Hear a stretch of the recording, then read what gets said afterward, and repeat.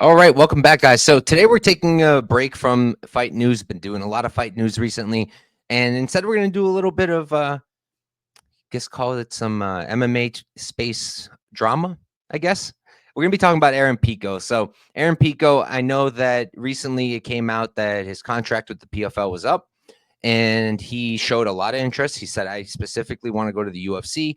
I don't want to fight for the PFL anymore," and he was just kind of saying how he wants to get out of it. And then Dana White was also asked at a Power Slap conference if he had any interest in Patricio Pitbull first. He kind of didn't seem super hype about it, said they're going to talk about it. But when he was asked about Aaron Pico, he was like, yeah, we've been talking about it. We definitely have our eye on him. We want to sign him. And I think they are going to sign him. But here's where the drama kind of kicked in this week. So I guess the way it works with these contracts is the PFL gets the opportunity to match any offer that Pico gets, right?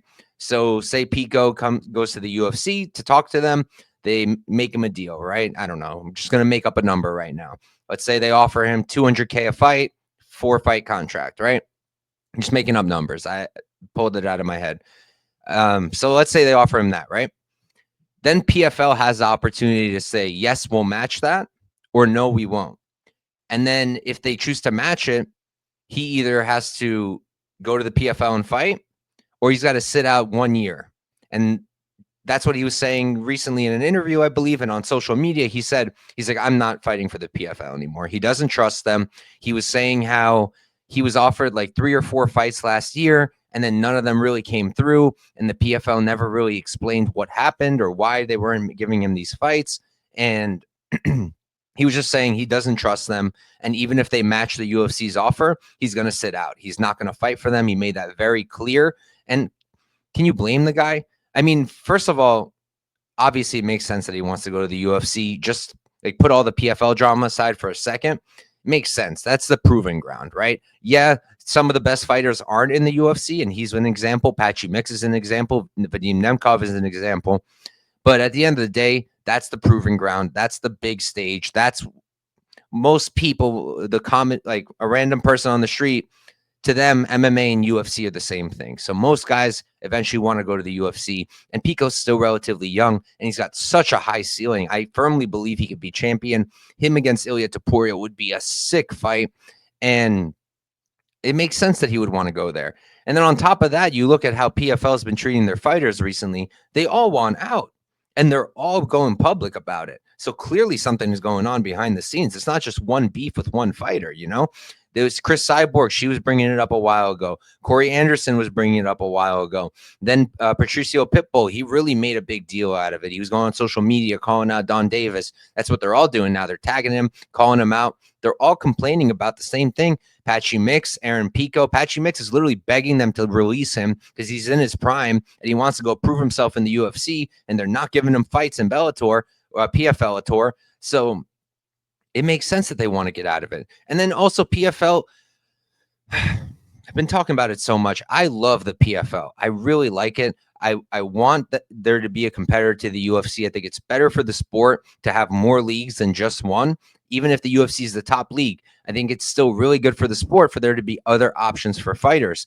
And especially with the way the sport's growing and getting bigger and bigger, there's only so many fighters the UFC can take. There should be other places for them to prove themselves. And I think the PFL could be such a place, but they have to do 2 things. First, they got to put Don Davis back in the background. I know he's been around, but he was not the face of the PFL for a while. And all of a sudden he appears and just makes an absolute mess. And just it's an embarrassment. He's very embarrassing. And he said it already that he doesn't even watch MMA. He's not even a fan of the sport. He's just a businessman. And I'm sorry, it certainly doesn't seem like a good businessman to me. Maybe in other ventures he was very successful. I'm sure he got here somehow, but he's not successful here. He's terrible at this. He's a terrible promoter.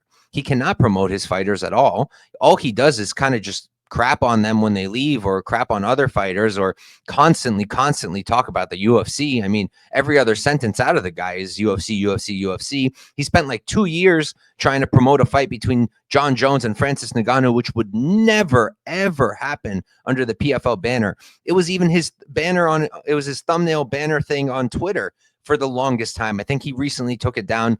He even had advertisements running with that picture.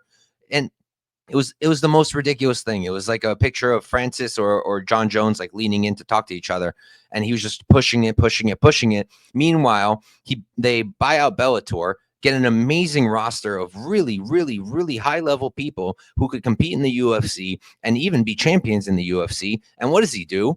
He puts them all on the back burner, gives them like one fight.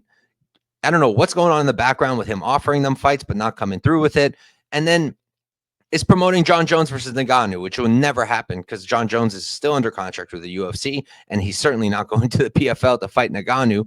So it's terrible. What's going on there is terrible, and it's really sad because, like I said, I'm a huge PFL fan, and I really support them, and I really hope that they have success. I'm certainly not like praying on their downfall, just the opposite. I'm praying for them to do really well. But they first of all, they need to get rid of Don Davis, put him back in the background, pick a different talking head, a different face of the promotion. And then the other thing, they have to consolidate everything. They have all these leagues, all these franchises, they're calling them now. He just made a post that their new franchise, the Champion Series or whatever, is going to be starting in April. So they're skipping the entire first part of the year, first chunk of the year. They're starting another franchise. They already have PFL Challengers. They have PFL Road to Dubai. They have PFL MENA. They have PFL Europe. They have the PFL tournament, which they aren't doing the season anymore, but it's not really clear where those cards are going to, like, are those cards also going to be a part of the Champion Series cards? Are those going to be separate? Like, I'm a diehard. I follow everything about MMA news, and even I don't know what's going on. So how on earth are you going to bring in the casual viewer? How on earth are you going to get people interested? And like, they can be interested, but they don't understand what's happening. And he said once in a post-fight presser, he was asked that, like, about the pacing, and he's like, listen, it's tricky because we have to educate everybody, the new viewers, about what this is. And that was fair. But the reason you have to keep educating them is because you make it so complicated. It doesn't make any sense. Just do what the UFC is doing, all under the PFL banner. And then whenever you go somewhere, it's PFL England, it's PFL Canada, it's PFL Mexico City, it's PFL Russia. Wherever you do it, it's PFL, all under one banner, one franchise, and don't make it so complicated. It's so unnecessary. And then you have PFL MENA champions, you have PFL Europe champions, you have the tournament champions, and then you have the Bellator champions. And now that they completely took away the Bellator brand, right? And they said there's going to be just PFL champs. Those are the Champion Series fighters. They're going to be the champs with the belt. They haven't even said who that's going to be. Like, are guys who were champions before in Bellator, are they going to keep their title? Are they going to have to fight for the title again? It's completely unclear. And again, I'm a diehard who follows this 24/7. How on earth are you going to get more people, new people interested when it's so confusing? And then on top of that, now they have all this matchmaking mess. So many fighters are publicly begging to get out, which is a horrible look. Horrible look. Maybe they're just trying to keep them on so they can keep getting investors saying, hey, look, we have this percentage of top talent still under our promotion. Invest in us, invest in us.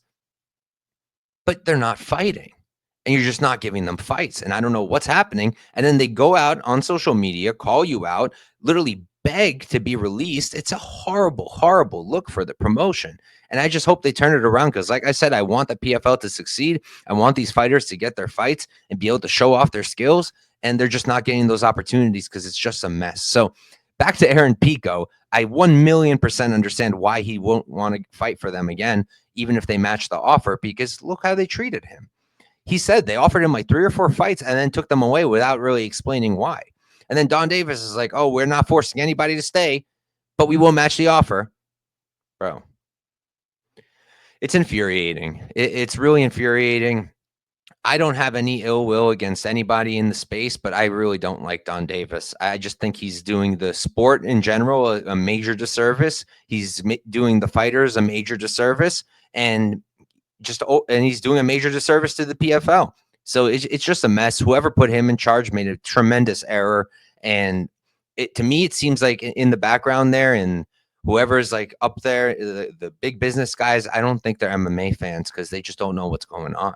They just don't know.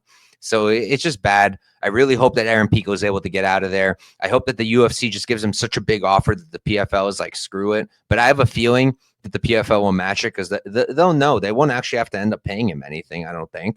Pretty sure how it works is he still has to show up to the fights. So the PFL can just match whatever and know that Pico won't accept any of the fights they give him. And then Pico just has to sit out. And that's something Don Davis would do. Because like I said, then he can go to his investors and say, look, I got a guy like Aaron Pico. I got all these really high level guys. You guys should invest in us. Knowing full well that Pico's never going to fight for him again because of how he treated him. Long story short, get Aaron Pico to the UFC, free Aaron Pico, and let's get him fighting for the strap soon because that guy is really, really good. But all right, guys, thank you guys for tuning in. I'll catch you next time.